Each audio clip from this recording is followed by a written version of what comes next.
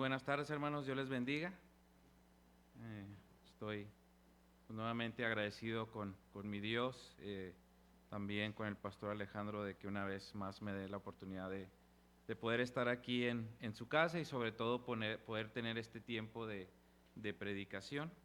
Como ustedes saben, hermanos, durante este mes de octubre ya hay algunos hermanos que han estado predicando sobre este tema. El tema de este mes es la supremacía de Cristo. Hay hermanos que han estado predicando durante las semanas anteriores algunos subtítulos y bueno, en esta tarde yo culmino lo que es el capítulo 1 de Colosenses con el subtítulo que es Cristo, la esperanza de gloria. Si bien nuestro tema es la supremacía de Cristo y el subtema con el que finalizaremos lo que es este capítulo 1 y lo que queremos enfatizar precisamente es la supremacía de Cristo, vamos a terminar con este subtítulo que es Cristo, la esperanza de gloria. El tema que hemos estado viendo, hermanos, es un tema muy importante y sobre todo también muy interesante, porque estamos hablando del Señor Jesucristo. Pero no solo eso, sino que nuestro título, hermanos, el énfasis de este mes es la supremacía de Cristo. No estamos tomando como referencia algún aspecto o alguna característica de Él. En este mes, nuestra tarea, hermanos, ha sido hablar de Cristo en su supremacía, ¿sí? Tenemos que tomar en cuenta que la palabra que estamos utilizando es la supremacía de Cristo. Concepto, hermanos, que si nosotros lo buscamos en algunos diccionarios vamos a encontrar las definiciones como las siguientes. Una de ellas dice que la supremacía es el grado supremo en cualquier línea. Es el grado supremo en cualquier línea o en todo. Otra definición dice que la supremacía implica alcanzar el grado más alto en algo y luego todo lo demás se sitúa a partir de él o está situado a partir de él. El concepto alude a superioridad, preponderancia o preeminencia. También otra de las definiciones que encontré es que es la superioridad absoluta de alguien en una jerarquía. En este capítulo 1 de Colosenses, Pablo deja ver claramente la superioridad absoluta del Señor Jesucristo. Lo que hemos querido enseñar, hermanos, durante este mes con la supremacía de Cristo es que Él tiene la superioridad absoluta sobre todo, ¿sí? Tenemos que establecer que el Señor Jesucristo tiene la superioridad absoluta sobre cualquier cosa creada. Los hermanos que han estado exponiendo han ido explicando la razón de este título y hoy me corresponde a mí culminar este tema. Por lo cual, hermanos, les pido que vayamos a la carta a los Colosenses y leamos los versículos del 24 al 29 del capítulo 1, ¿sí?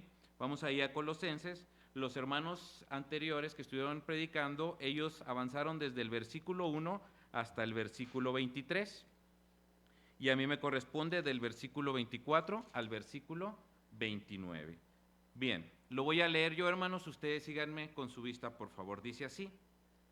Estas son palabras de Pablo. Dice así: ahora me gozo en lo que padezco por vosotros y cumplo en mi carne lo que falta de las aflicciones de Cristo por su cuerpo, que es la iglesia, de la cual fui hecho ministro según la administración de Dios que me fue dada para con vosotros, para que anuncie cumplidamente la palabra de Dios. El misterio que había estado oculto desde los siglos y edades, pero que ahora ha sido manifestado a sus santos, a quienes Dios quiso dar a conocer las riquezas de la gloria de este misterio entre los gentiles, que es Cristo en vosotros, la esperanza de gloria, a quien anunciamos amonestando a todo hombre y enseñando a todo hombre en toda sabiduría, a fin de presentar perfecto en Cristo Jesús a todo hombre, para lo cual también trabajo luchando según la potencia de Él, la cual actúa poderosamente en mí, ¿sí? Eso es lo que dicen estos versículos, hermanos. Durante este tiempo que voy a estar aquí predicando, hermanos, mi propósito es establecer y explicar a qué se refiere la palabra de Dios cuando los escritores mencionan acerca de un misterio. En específico, cuando Pablo lo menciona en esta porción de la Biblia, lo menciona 2 veces la palabra misterio.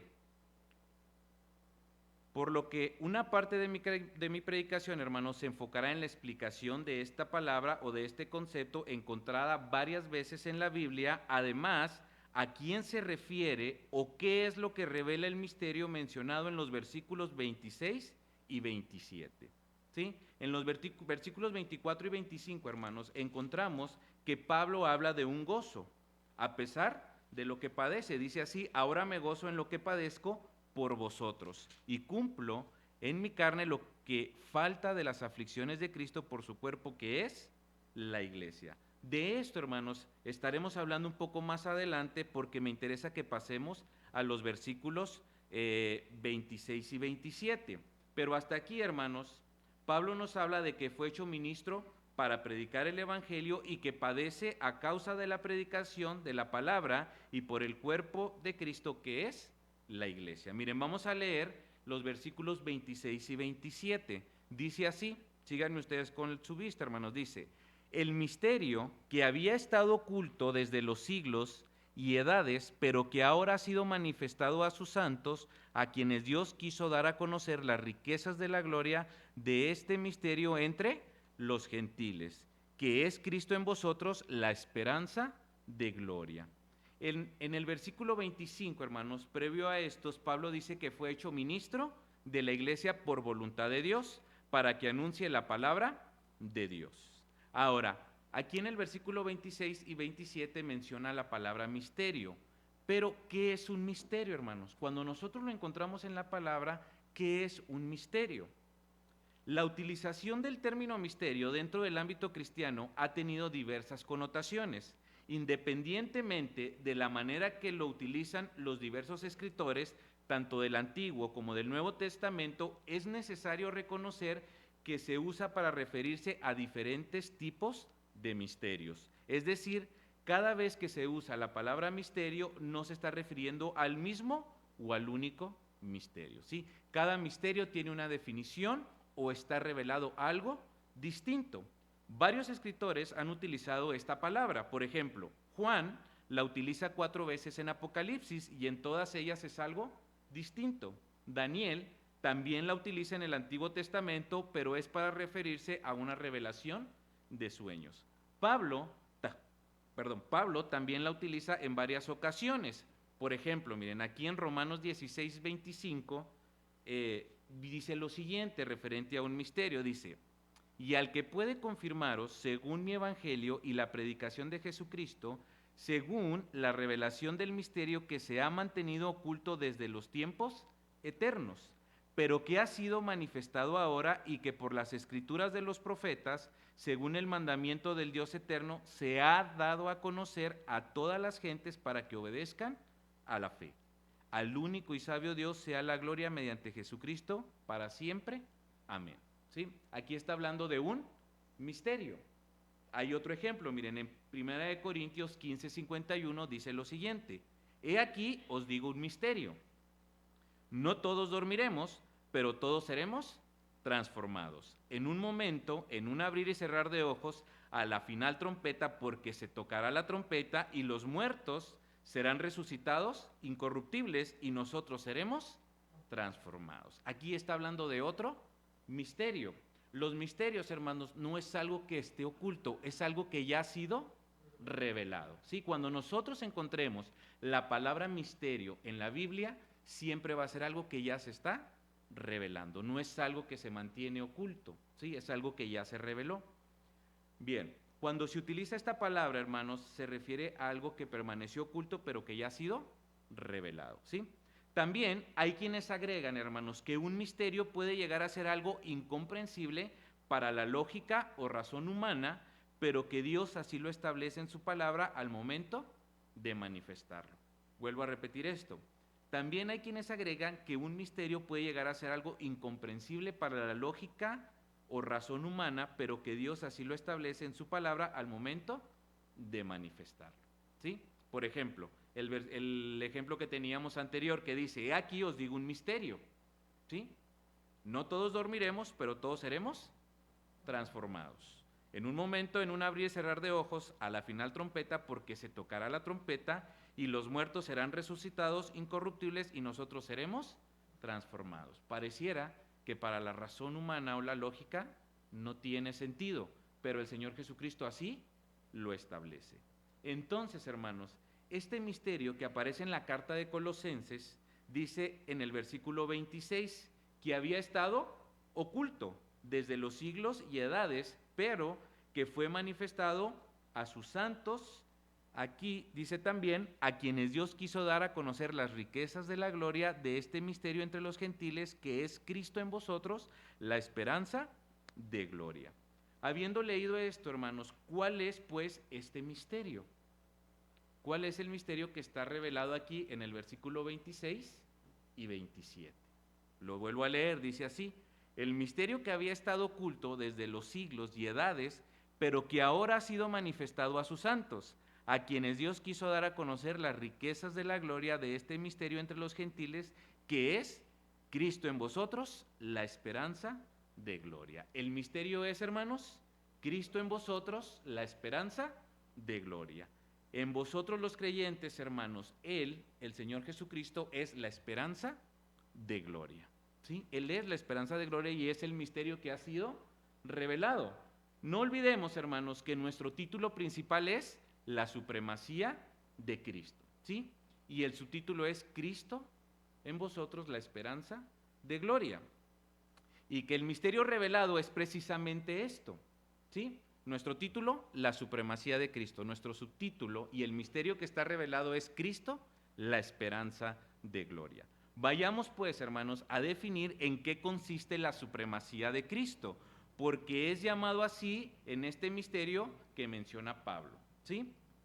Ahora, si el Señor Jesucristo tiene el grado supremo en absolutamente todo, o la superioridad absoluta, ¿a qué nos referimos con esto?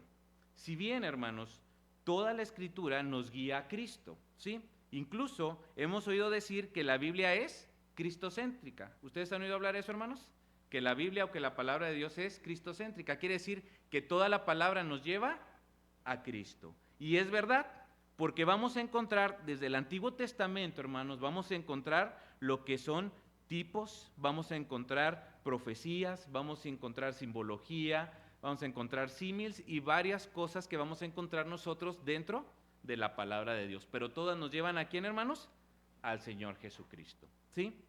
En esta ocasión, hermanos, voy a mencionar 7 aspectos de nuestro Señor Jesucristo que creyó necesario Pablo para establecer la supremacía de Cristo. Los versículos que vamos a estar tomando ahorita, hermanos, son versículos que ya los tomaron los hermanos que estuvieron predicando, pero para mí es necesario volverlos a retomar para que establezcamos bien, hermanos, por qué estamos hablando de la supremacía de Cristo. Ahora, si toda la Escritura, hermanos, nos lleva a Cristo, es cristocéntrica, tanto el Antiguo como el Nuevo Testamento, entonces es muchísima la información que nosotros vamos a encontrar respecto al Señor Jesucristo. Pero como estamos ahorita enfocados en Colosenses, hermanos, nos vamos a limitar a establecer la supremacía de Cristo con las palabras que Pablo quiso decir aquí, ¿sí? Él creyó que lo que él decía aquí era suficiente para establecer la supremacía de Cristo. Y es lo que vamos a ir tomando nosotros para establecer por qué hablamos que es la supremacía de Cristo. Porque Él tiene el poder absoluto o está sobre todas las cosas. Miren, vamos a ir a Colosenses capítulo 1, versículo 15. Vamos a ir viendo diferentes aspectos, hermanos, que nos van a decir y nos van a establecer precisamente cómo Él tiene la autoridad absoluta. Miren lo que dice el versículo 15. Él es la imagen del Dios invisible, el primogénito de toda la creación. ¿Qué creen ustedes que quiso establecer Pablo con esto? Definitivamente, hermanos, lo que él quiso establecer aquí, donde dice, Él es la imagen del Dios invisible, el primogénito de toda la creación. Si Él es la imagen del Dios invisible, entonces nos está diciendo que Cristo es o tiene toda la deidad, ¿sí? Está estableciendo la deidad del Señor Jesucristo.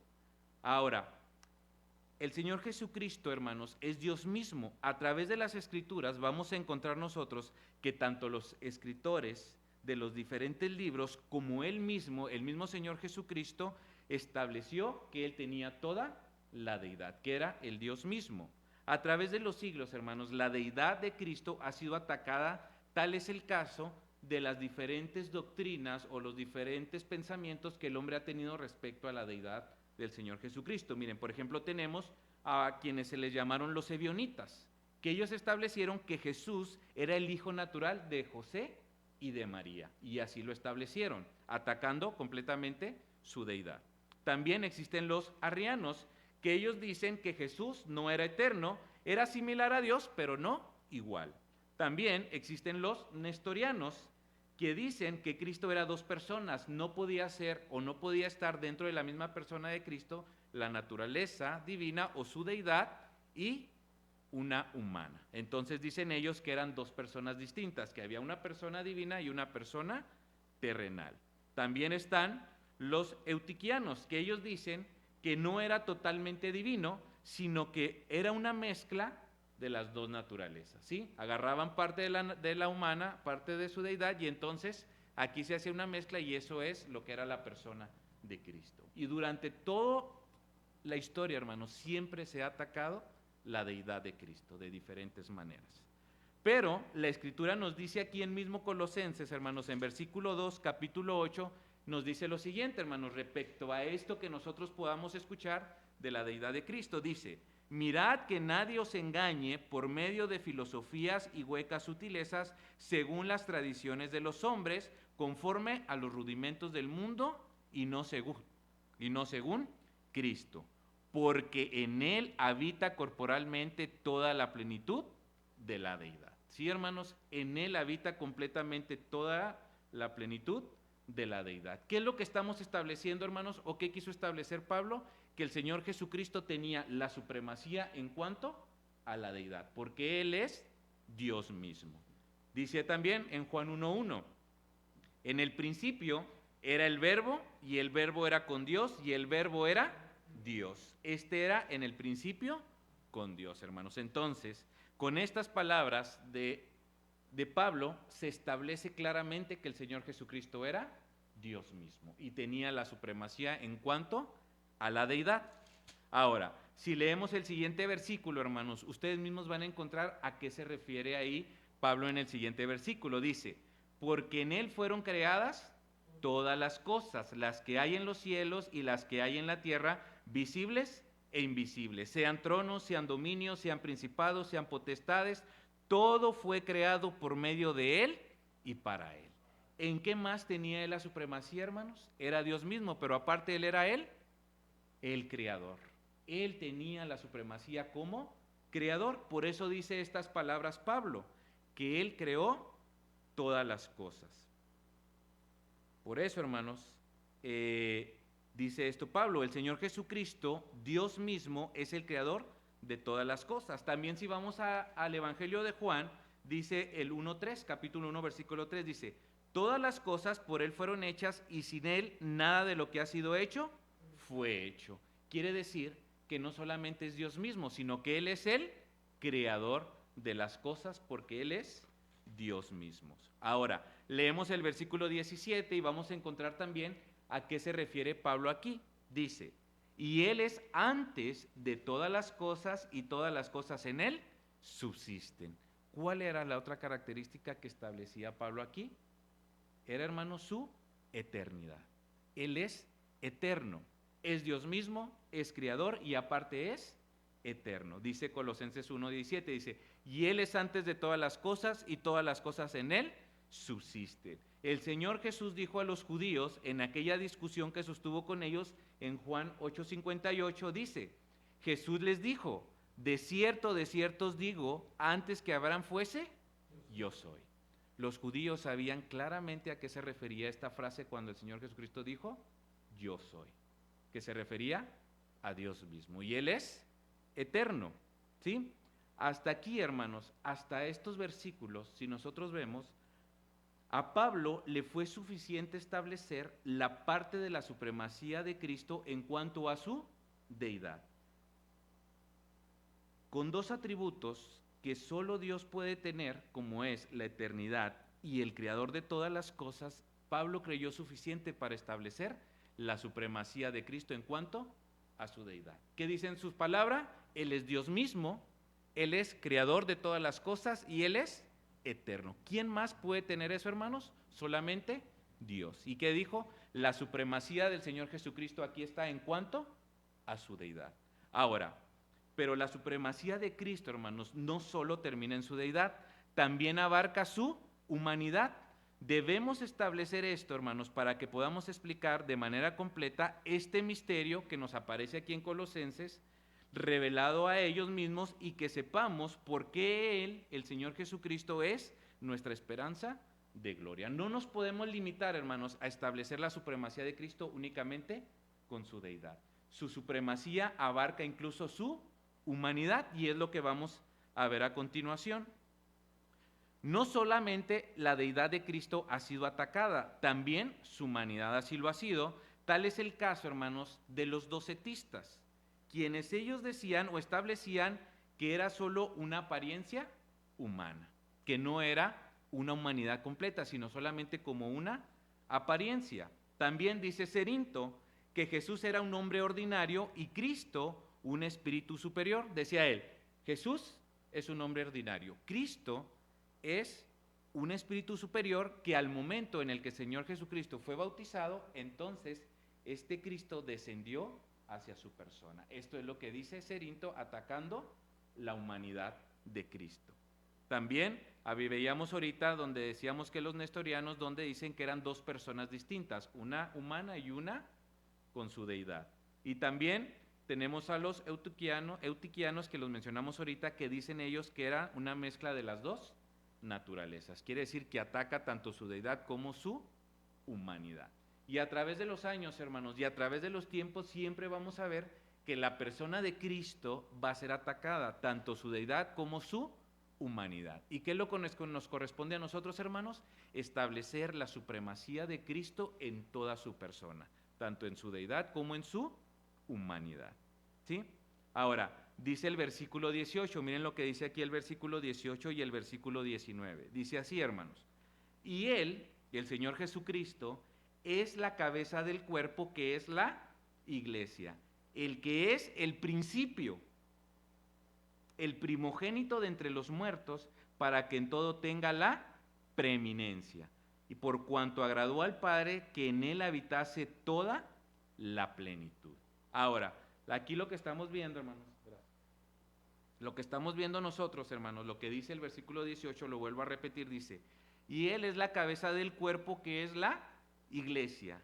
Él, que es el principio. Sí, hermanos, Él es el principio, hablando de su deidad, el primogénito de entre los muertos. Ahora yo me pregunto, ¿antes del Señor Jesucristo hubo muertos? Sí, entonces, ¿por qué el Señor Jesucristo dice ahí que es el primogénito de entre los muertos? Dice aquí, para que en todo tenga la preeminencia, por cuanto agradó al Padre que en Él habitase toda la plenitud. Ahorita, hermanos, vamos a ver a qué se refiere en cuanto a que Él sea el primogénito de los muertos. Pero aquí dice que tanto la deidad, Él tiene la supremacía en cuanto a la deidad y en cuanto a la humanidad, para que absolutamente en todo tenga Él la preeminencia, porque en Él habita toda la plenitud. Dice el versículo, ya hablando de su humanidad, miren lo que dice el versículo 20, hermanos. Dice así, y por medio de Él reconciliar consigo todas las cosas, así las que están en la tierra como las que están en los cielos, haciendo la paz mediante la sangre de su cruz. Y a vosotros también, que erais en otro tiempo extraños y enemigos en vuestra mente, haciendo malas obras, ahora os ha reconciliado. En cuanto a su humanidad, hermanos, ¿qué podemos decir que que Él es el reconciliador? Él es el reconciliador. ¿Por qué es el reconciliador? Miren lo que dice el versículo 20, dice, y por medio de Él reconciliar consigo todas las cosas, así las que están en la tierra como las que están en los cielos, haciendo la paz mediante la sangre de su cruz. En estos versículos, hermano, Pablo nos dice que hemos sido reconciliados. El Señor Jesucristo nos reconcilió con el Padre, y esto mediante la sangre de su cruz. Si no se hubiera derramado esa sangre, hermanos, no hubiéramos podido ser reconciliados con el Padre. Tuvo que haber sido por medio de la sangre. Al hablar de esto, hermanos, estamos hablando de la salvación de nuestras almas. Estudiar este tema es grandioso porque este regalo de la salvación, hermanos, al escudriñarlo completamente, nos daremos cuenta que la reconciliación es solo una parte pequeña de todo lo que conlleva el regalo de la salvación. Pero a Pablo dijo, voy a hablarles del reconciliador que es el Señor Jesucristo, pero si nosotros, hermanos, estudiamos todo lo que tiene que ver con la salvación, nos daremos cuenta que la reconciliación solamente es una parte pequeña de todo lo que conlleva la salvación. Así rápido mencionaré lo siguiente, hermanos. La salvación nos permite ser hijos de Dios, por medio de lo cual recibimos la adopción, ¿sí? Al ser hijos de Dios, entonces somos adoptados. La salvación, hermanos, una vez que somos adoptados hijos de Dios, nos permite tener la justificación, por lo tanto somos declarados justos. Por medio de la sangre de Cristo, hermanos, obtenemos lo que es la propiciación, quiere decir que quita nuestros pecados. Y entonces somos reconciliados tal como se menciona en estos textos. Si no se hubiera derramado la sangre de Cristo, entonces no hubiéramos sido reconciliados. También, hermanos, una vez que fuimos adoptados, que fuimos justificados, que recibimos la propiciación, quiere decir que se quitaron nuestros pecados y que fuimos reconciliados, hermanos, también dentro de la salvación somos regenerados y santificados. Todo este estudio, hermanos, todo lo que es el estudio de la redención, en el cual encontramos el regalo de la salvación, hermanos, es precisamente por la sustitución. Cristo, hermanos, tomó nuestro lugar en la cruz.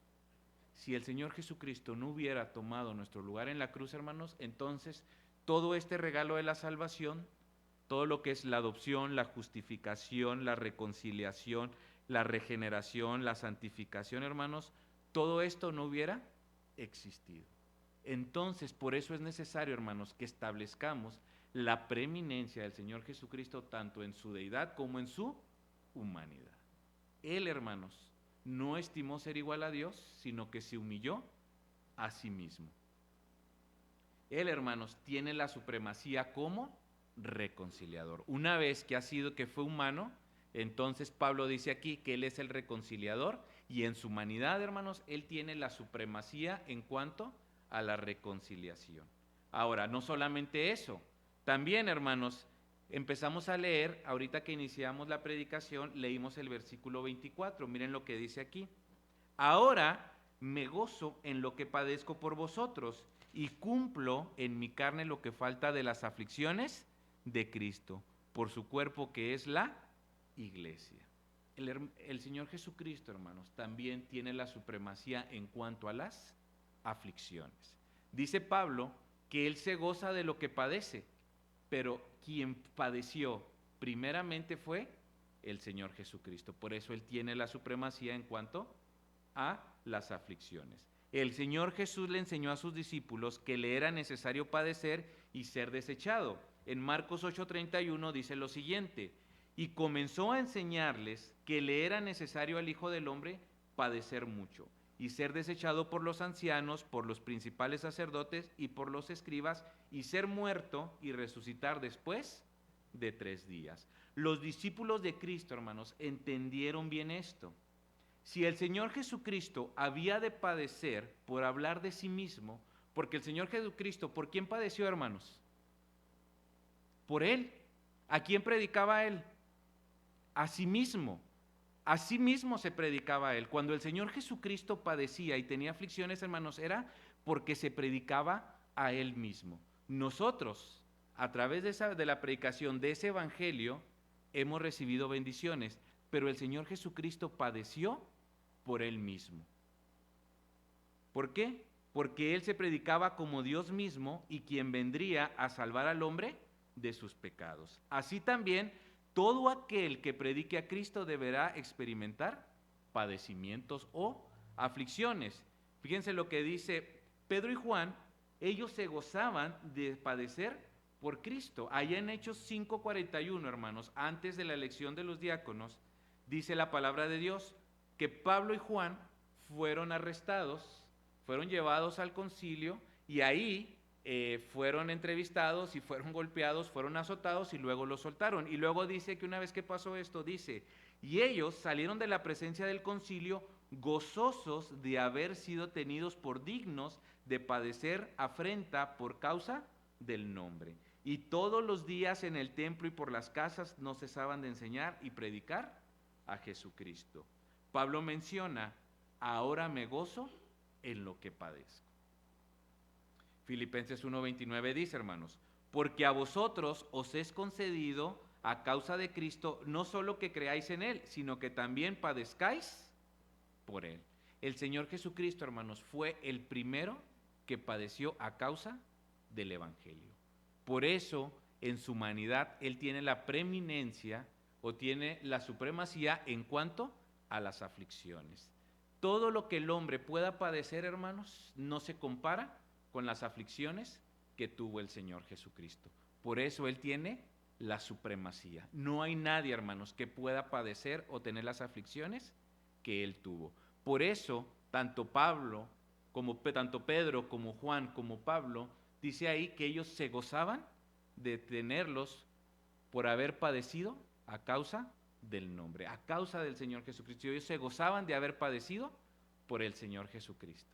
El domingo, hermanos, después de que nos fuimos de aquí de la iglesia, tuvimos la oportunidad de convivir un poco con el hermano Alfonso Sánchez y nos platicaba un poco respecto a lo que él ha padecido por ir a predicar el Evangelio, en cuanto a desgaste humano, en cuanto a enfermedades, en cuanto a situaciones difíciles de delincuencia que hay allá. Y yo le dije, hermano, ¿qué lo motiva a ir allá? ¿Qué es lo que lo obliga, hermanos, a ir allá?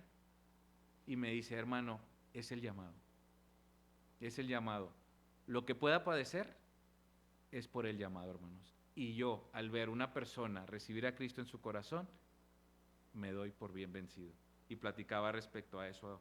Pero más allá, hermanos, de cualquier aflicción que pueda tener cualquier persona por el Evangelio, siempre tengamos presente que la supremacía o quien padeció primero fue el Señor Jesucristo. Y nadie ha padecido lo que Él padeció. Entonces, el Señor Jesucristo tiene la supremacía en cuanto a las aflicciones. Y miren lo que dice también en Colosenses 18:22, los voy a leer, dice así.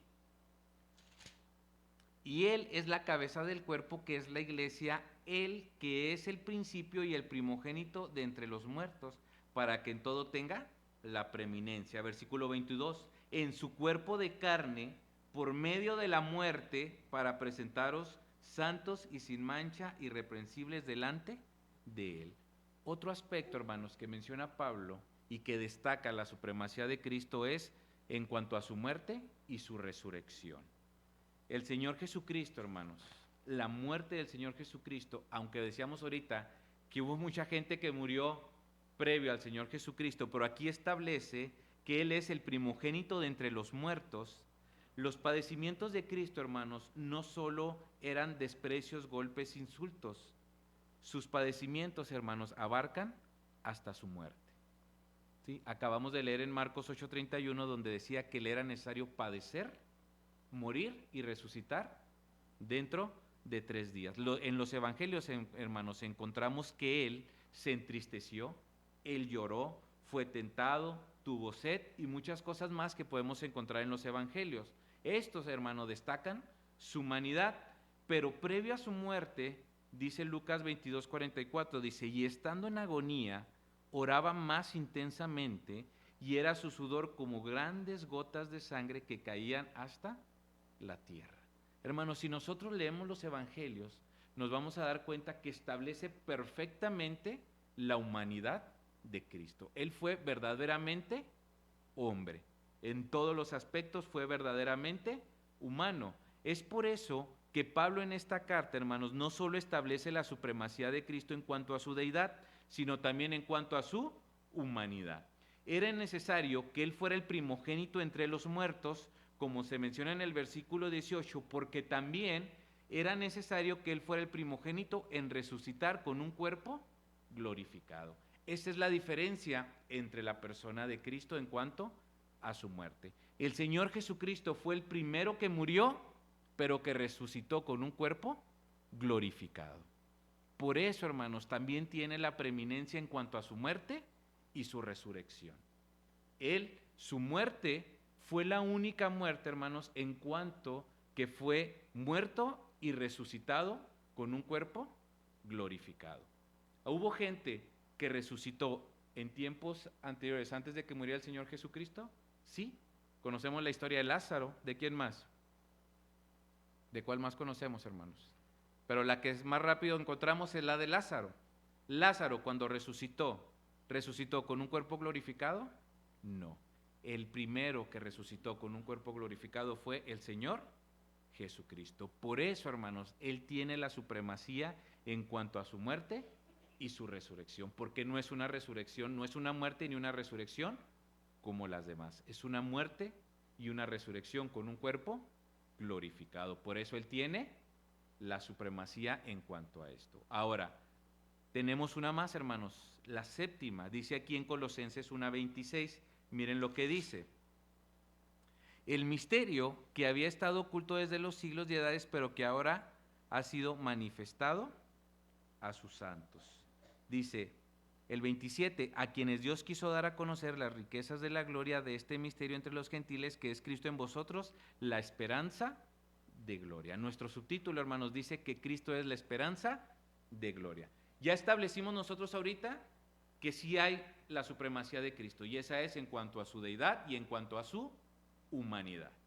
Pero nos dice aquí, hermanos, en nuestro subtítulo, que Cristo es la esperanza de gloria. Ahora, ¿por qué se refiere a la esperanza de gloria? Hemos explicado, hermanos, hasta este momento el misterio que ha sido revelado en esta carta de Colosenses, el cual es Cristo en vosotros, estableciendo que su supremacía en toda su persona, tanto en su deidad como en su humanidad. Ahora veremos por qué es nuestra esperanza de gloria. Pablo dice en los primeros versículos que en todo momento ora por los creyentes de Colosas, dando gracias por su fe en Cristo Jesús y el amor que existe entre ellos. Y luego dice, hermanos, ahí en el capítulo 1, versículo 5, dice, a causa de la esperanza que os está guardada en los cielos, de la cual ya habéis oído por la palabra verdadera del Evangelio. La palabra establece, hermanos, que hay una esperanza para nosotros y que también era para los cristianos de aquel tiempo, la cual está guardada en los cielos. Por eso lo menciona aquí. Miren lo que dice.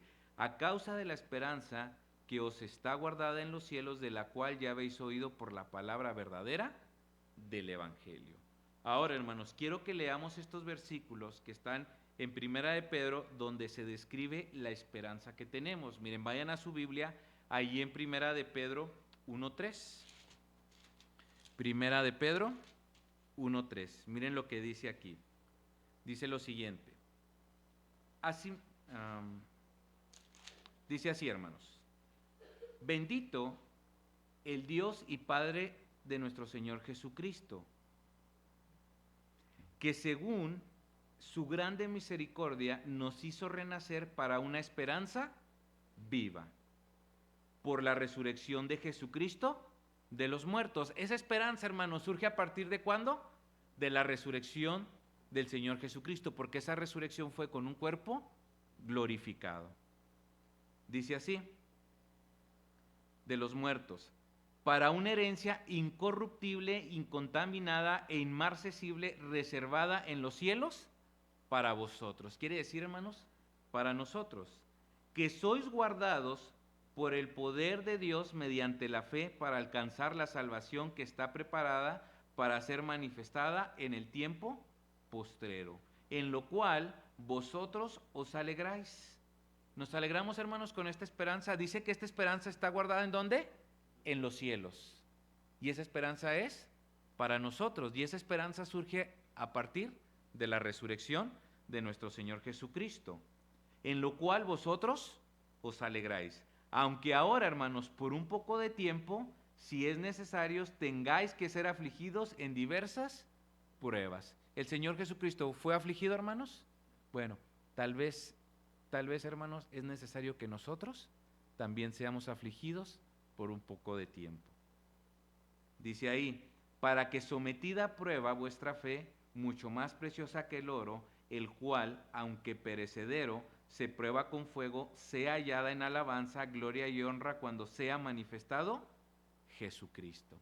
Quiere decir, hermanos, que va a haber un momento en que nuestra esperanza es que en algún momento dado nuestro Señor Jesucristo va a ser manifestado. ¿Han pensado ustedes en eso, hermanos? Cuando el Señor Jesucristo sea manifestado, a quien amáis sin haberle visto, en quien creyendo, aunque ahora no lo veáis, os alegráis con gozo inefable y glorioso. Hermanos, ¿conocemos al Señor Jesucristo? No, pero Él es nuestra esperanza de gloria. ¿Queremos verle, hermanos? Sí, pues la palabra dice, hermanos, que en algún momento Él va a ser manifestado y entonces podremos verle. Y eso, hermanos, nos alegra. ¿Nos alegra, hermanos? Sí, nos alegra el poder ver a nuestro Señor Jesucristo. Dice, obteniendo el fin de vuestra fe, que es la salvación de vuestras almas.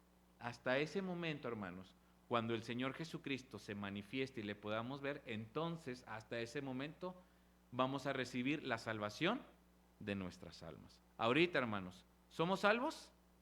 Sí, pero en ese momento nuestra esperanza nos dice que cuando el Señor sea manifestado, entonces esa que era nuestra esperanza será completa. Ya no habrá más esperanza porque ya estaremos con el Señor Jesucristo.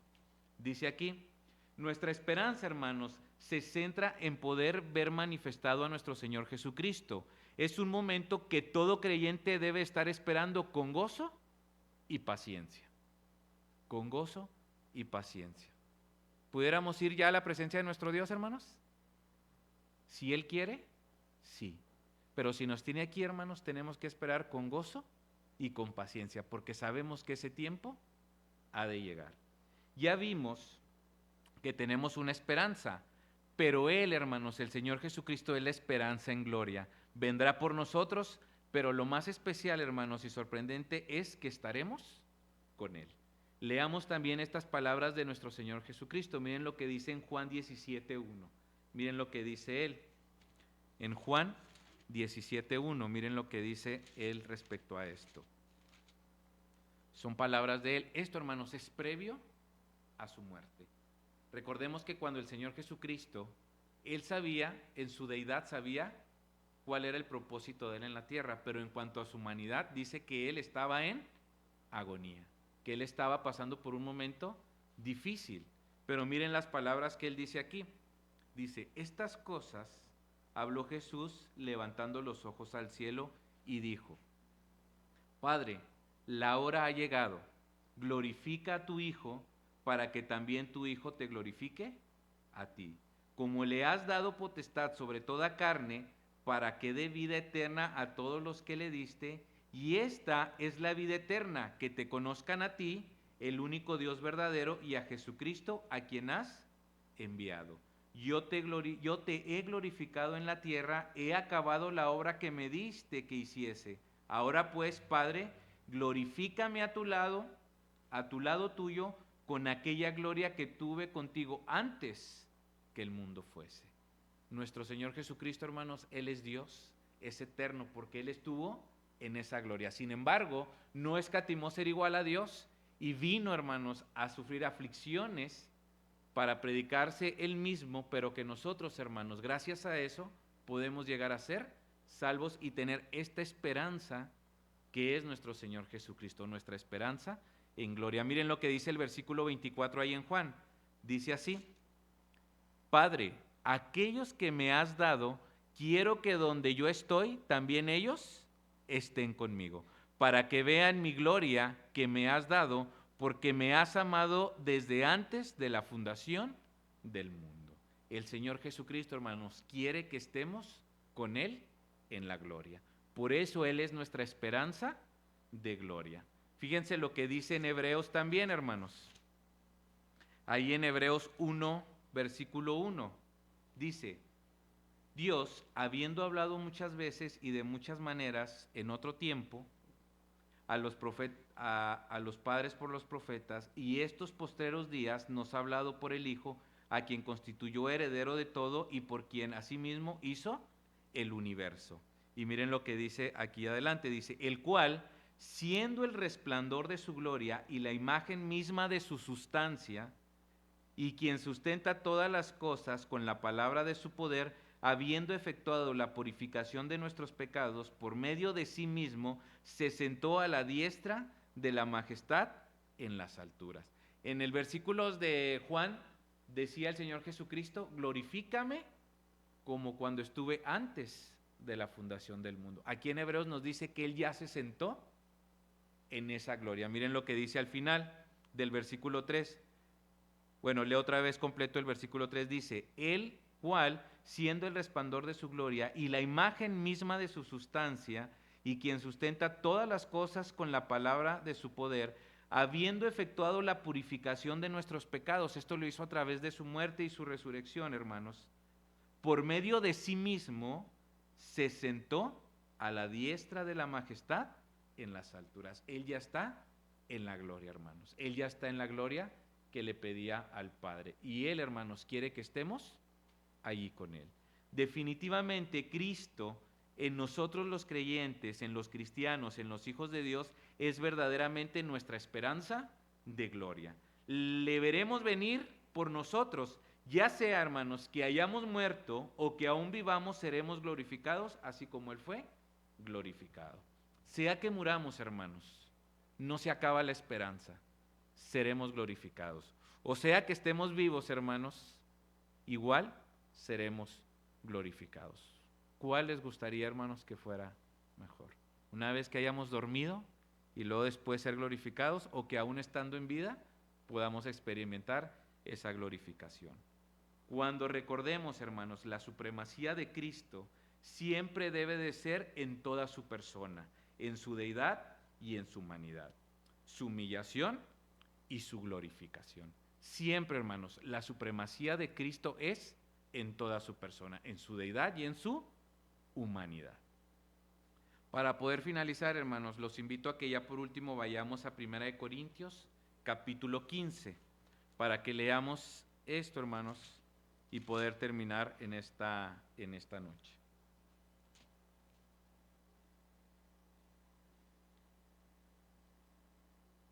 ¿Lo tenemos ahí?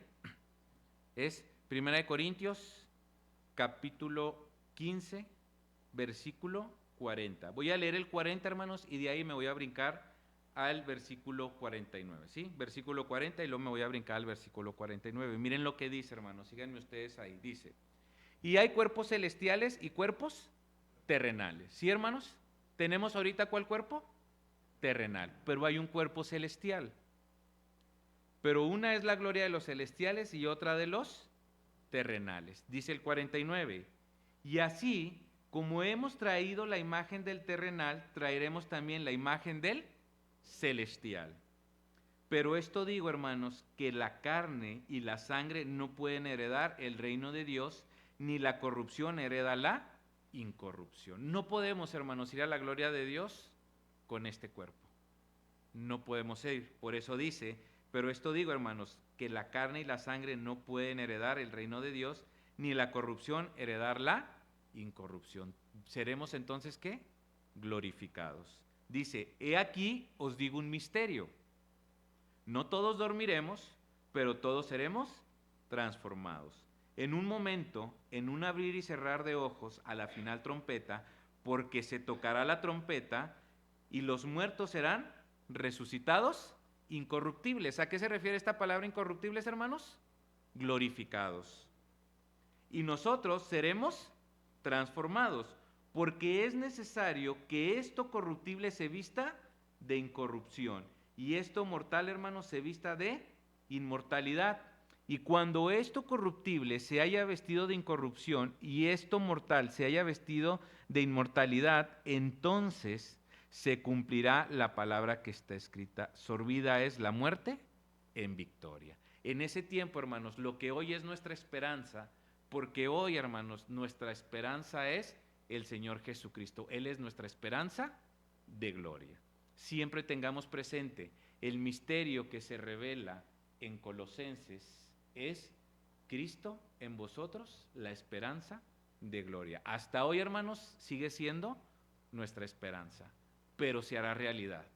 Y entonces cuando se haga en realidad, hermanos, dice aquí el versículo 54, sorbida es la muerte en victoria. Dice previo, leo otra vez el 54, dice, y cuando esto corruptible se haya vestido de incorrupción y esto mortal se haya vestido de inmortalidad, entonces se cumplirá la palabra que esté escrita, sorbida es la muerte en victoria.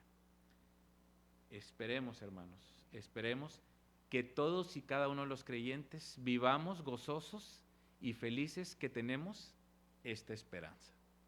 Sí, hermanos, que existe esta esperanza en nosotros, porque un día será completada y estaremos en presencia de nuestro Señor Jesucristo.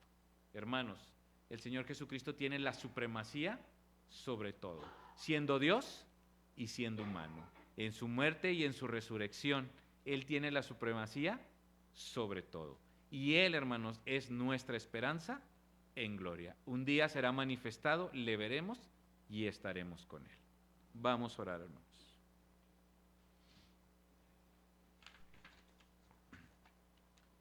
Padre nuestro que estás en el cielo, gracias te damos, Señor, por tu palabra, Señor. Gracias porque nos das la oportunidad, Señor, de ir a ella y encontrar porciones de la Biblia como la que hoy hemos visto, Señor, en la que una vez más, Señor, recordamos esa esperanza que tenemos como hijos tuyos, Señor, como creyentes.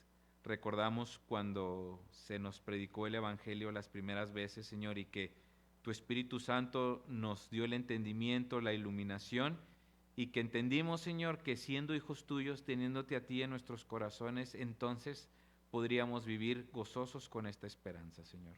Hoy en día vivimos contentos, felices, Señor, porque sabemos que tú en nosotros, Señor, eres nuestra esperanza de gloria. Nuestro Señor Jesucristo es nuestra esperanza de gloria y que en algún momento estaremos con Él y podremos gozar de esa gloria que Él tiene, Señor.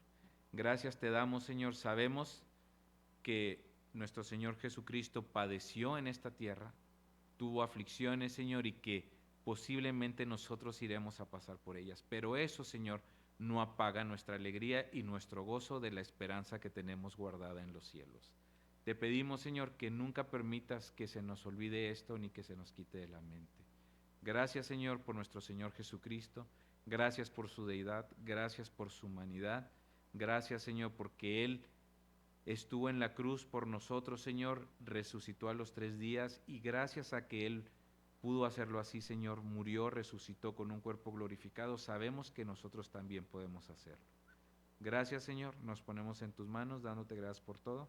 En el nombre de tu Hijo amado Cristo Jesús. Amén.